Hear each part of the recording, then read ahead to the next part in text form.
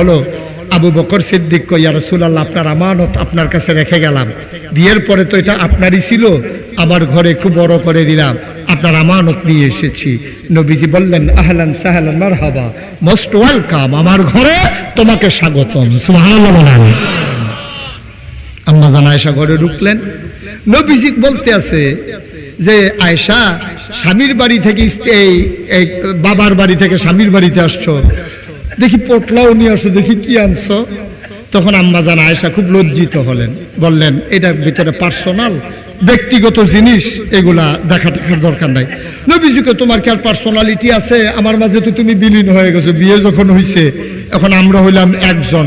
হুন্না লিবাসুল লাকুম ওয়া আনতুম লিবাসুন লাহুন্না, মহিলারা হইল পুরুষের গায়ের পোশাকের মতো, আর পুরুষেরা হইল মহিলার গায়ের পোশাকের মতো। সুবহানাল্লাহ বলবেন না? তো গায়ের পোশাক মাইদে মাইদে